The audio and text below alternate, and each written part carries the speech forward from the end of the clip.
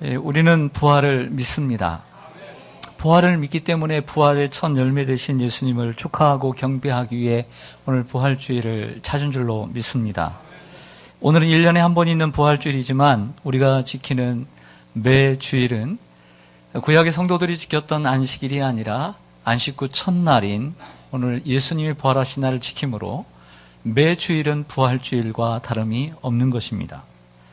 그러나 우리가 생각하는 것처럼, 여러분들이 믿는 것처럼 이 세상의 모든 사람들이 예수님의 부활을 믿고 자신의 부활을 믿고 그리고 이 세상의 이후에 그 부활이 있음을 다 믿지는 않습니다. 그래서 예수님은 나사로를 살리기 전에 그의 누이였던 마르다에게 이런 질문을 던집니다. 나는 부활이요 생명이니 나를 믿는 자는 죽어도 살겠고 무릇 살아서 나를 믿는 자는 영원히 죽지 아니하리니 이것을 내가 믿느냐? 이것을 내가 믿느냐? 이것을 내가 믿느냐? 부활을 다 믿으면 이런 질문을 왜 예수님께서 던지시겠습니까? 이 세상에는 부활을 믿지 않는 사람들이 아직도 많이 있기 때문에 이 질문을 던지는 것입니다. 여러분, 그 질문에 대답했던 마르다처럼 여러분들도 주여 그러하여다. 주는 그리스도시요 살아계신 하나님의 아들이심을 내가 믿나이다. 이렇게 고백하는 여러분 되시기를 소망합니다. 저는 오늘 요나서 3장을 가지고 예수님의 부활의 성경적 그리고 현대적 의미를 우리의 삶에 적용해 보고자 합니다. 오늘 어떻게 요나서 3장을 예수님의 부활절날 적용할까 라는 고심을 했습니다. 하나님께서 요나를 불러 아수르의 큰 성읍인 수도인 니느웨 성에 복음을 전하라 하셨지만 요나는 불순종하여 그 반대편인 다시스로 향하는 배를 타게 되었습니다. 하나님은 그 배가 가는 곳에 바람을 불게 하셨고 큰 폭풍으로 그 배를 흔드셨습니다.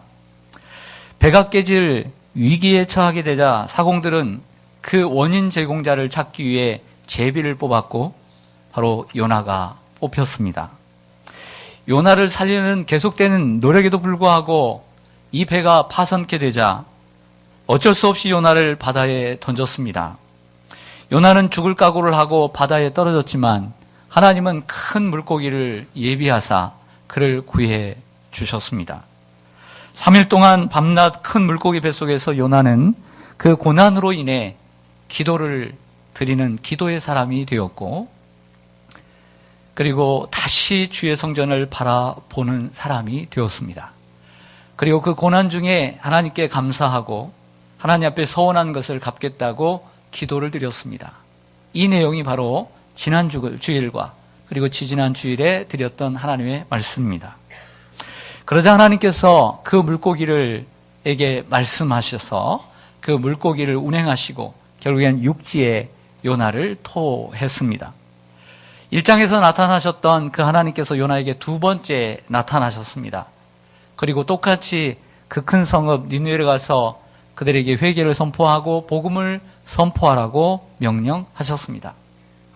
그 여호와의 말씀대로 요나는 순종하여 3일길이나 되는 그 큰 성읍이지만 다른 하루를 지나면서 너희들이 회개하지 아니하면 40일 후에 이 성이 무너지리라고 선포하였습니다. 이를 통해 우리가 알 수 있는 즉 예수님의 부활과 오늘 부활주일과 함께 오늘 요나 3장의 말씀을 통해서 알 수 있는 하나님을 발견할 수 있었습니다. 왜냐하면 요나의 그 표적 3일 밤낮 물고기 속에 들어가 다시 산 것은 바로 예수님의 십자가 부활의 모습이기 때문인 것입니다. 이 예수님의 십자가 부활을 통해서 이 사건을 통해서 보여주시는 우리가 깨닫게 되는 사실 하나가 있습니다. 우리 주 하나님은 우리에게 다시 새로운 기회를 주시는 하나님이라고 하는 사실입니다. 하나님은 요나를 버리실 수도 있었습니다. 그까짓 속 썩이는 요나를 버릴 수 있었습니다. 그 요나 아닌 또 다른 사람들을 보내실 수 있었습니다. 하나님 요나 때문에 마음 아파했습니다. 골치 아파했습니다. 얼마든지 다른 사람을 니느웨로 보내어 고생하지 않고 니느웨를 구원하실 수 있는 하나님이었습니다.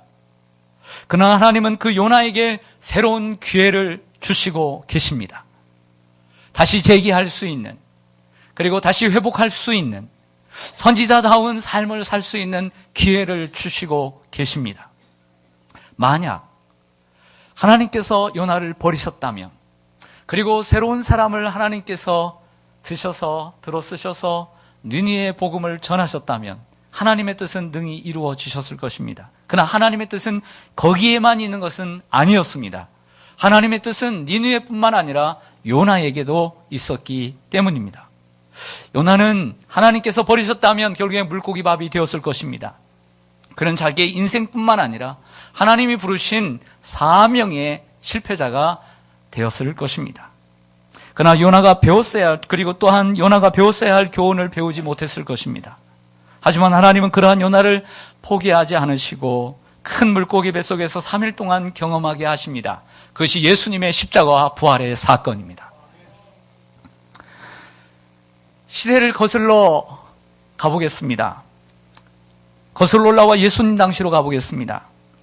예수님은 공생애를 시작하시면서 베드로와 안드레, 그리고 야고보와 요한, 벨릭과 바돌로메, 도마와 마태, 그리고 작은 야고보와 다데오, 시몬과 가룟요다, 이 12명의 제자를 부르시고 3년 동안 그들을 양육하시고 그들과 동행하셨습니다.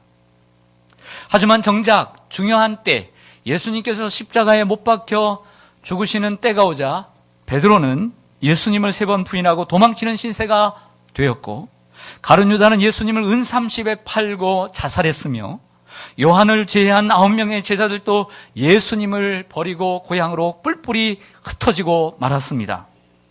결국 붙잡혀간 예수님은 십자가에 못 박혀 죽으셨고 장사한 지 사흘 만에 다시 부활하셨습니다. 그 부활하신 오늘 이 부활절 이날, 예수님은 가장 먼저 제자들에게 가셨습니다. 그리고 맨 먼저 그 제자들에게 가셔서 샬롬, 너희에게 평강이 있을지어다라고 말씀하셨습니다. 왜 예수님은 자기를 팔고 자기를 부인하고 비겁하게 도망간 제자들에게 그 부활하신 주님이 오셨을까요? 가셨을까요? 그 제자들에게 새로운 기회를 주시기 위함이 아닐까요? 할렐루야! 도마에게는 2 손의 못자국과 옆구리의 창자국을 직접 보여주며 만져보라고 하시며, 이제는 믿음 없는 자가 되지 말고 믿는 자가 되라고 말씀하셨습니다. 그리고 도마는 믿음의 사람이 되었습니다. 베드로에게는 요한의 아들 시몬아, 내가 여기에 있는 사람들보다 나를 더 사랑하느냐? 라고 3번을 물으셨고, 우물쭈물하고 양심에 찔려 대답도 못하는 그 베드로를 향하여 내 양을 먹이라, 내 어린 양을 먹이라, 내 양을 치라고 3번 말씀하셨습니다. 그렇게 3번 말씀하심으로 3번 부인했던 베드로의 마음을 치료해 주시고 그를 사명을 주시고 다시 회복시켜 주신 줄로 믿습니다.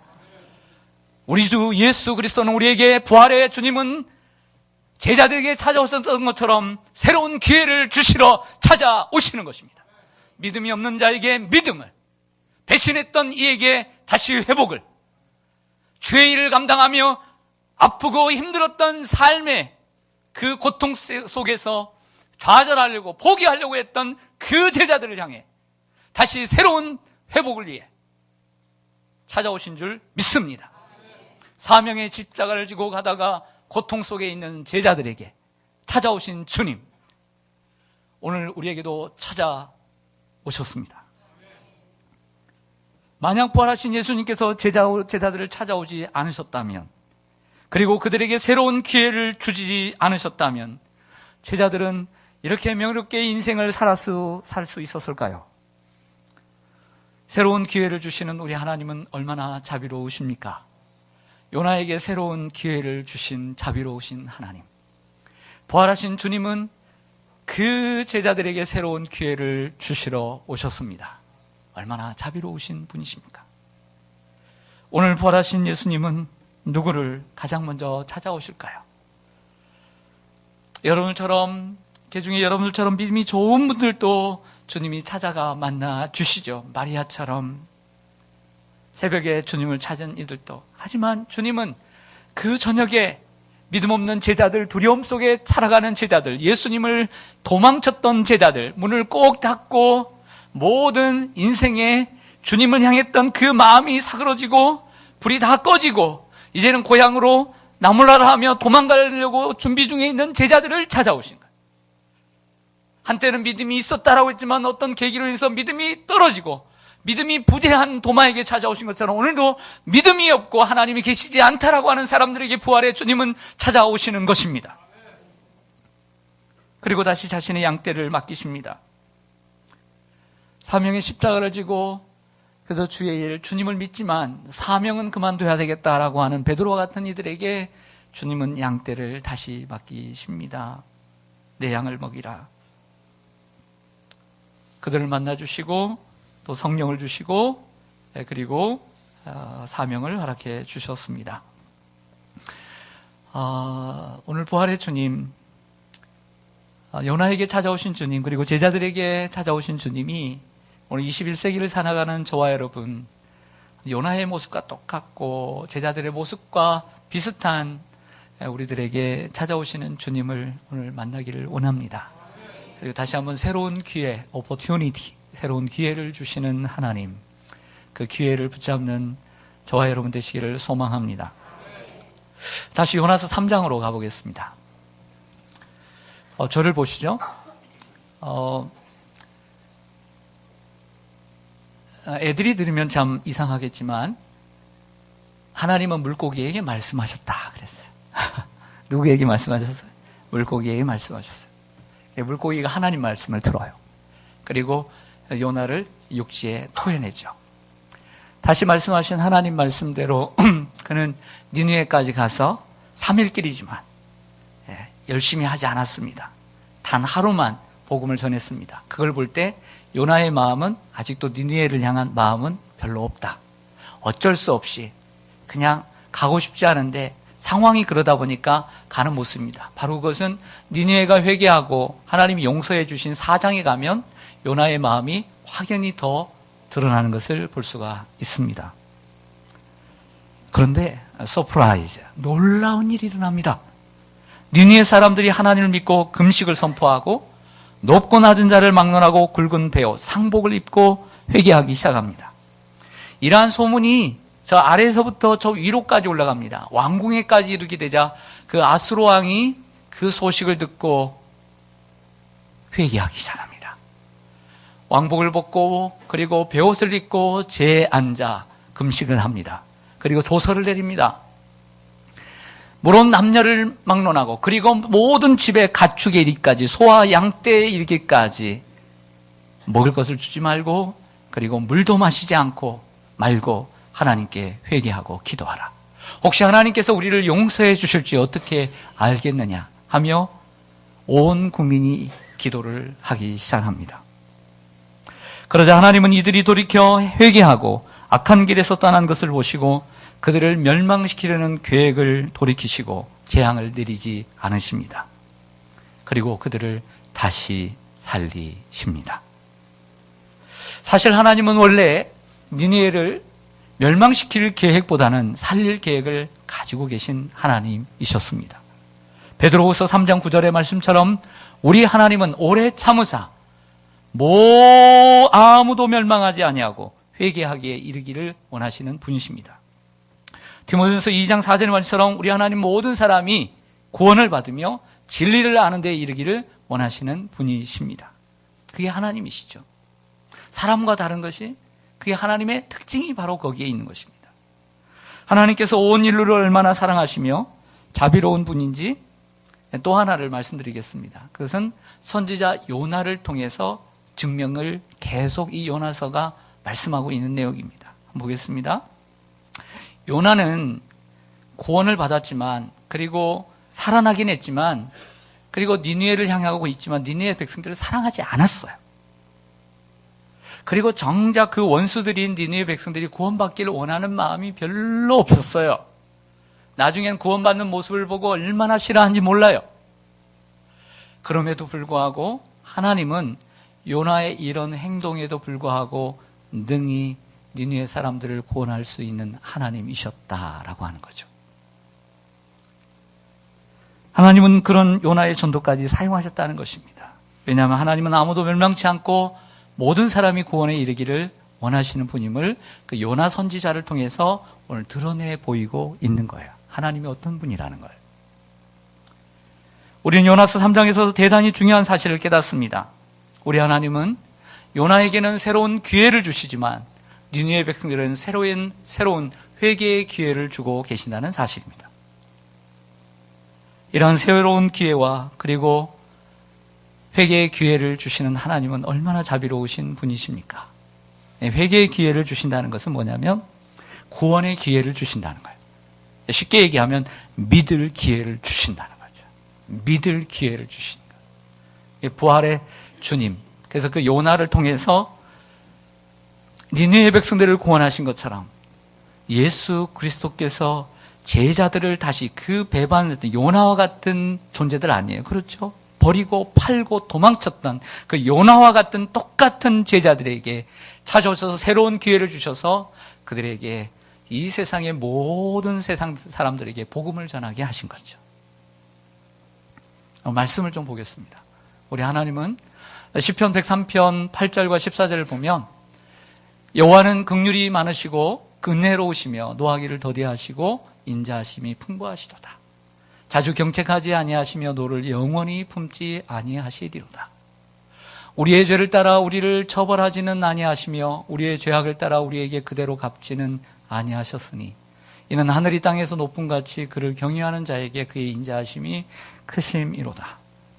동이 서에서 먼 것 같이 우리의 죄가를 우리에게서 멀리 옮기셨으며 아버지가 자식을 긍휼히 여김 같이 여호와께서는 자기를 경외하는 자를 긍휼히 여기시나니 이는 그가 우리의 체질을 아시며 우리가 단지 먼지뿐임을 기억하심이로다. 아멘. 우리 이런 말씀들을 자주 묵상해야 돼요. 하나님이 어떤 분인가에 대한 말씀을 자주 묵상할 필요가 있어요. 성도 여러분, 부활하신 예수님은 40일 동안 이 땅에 계셨다는 사실 아시죠? 그러니까 오늘 부활하셔서 또 3일 만에 승천하신 것이 아니라 40일 동안 이 땅에 부활의 몸을 입고 계십니다. 그리고 성경상으로는 12번 제자들에게 보이셨다고 하죠. 그 40일의 기간을 우리는 다음 주부터 보내는 부활절 후 첫 번째, 그리고 부활절 후 두 번째, 6주간까지 보내게 되는 것입니다. 그래서 부활절 주간이 끝나면 성령이 임하잖아요. 그래서 그때부터 성령 강림 주일이 시작되는 것이죠. 교회가 시작되는 주일입니다. 사도행전 1장을 보면 예수님께서 그 40일 동안 제자들을 만나주시고 하나님 나라의 일을 말씀하셨다라고 말씀합니다.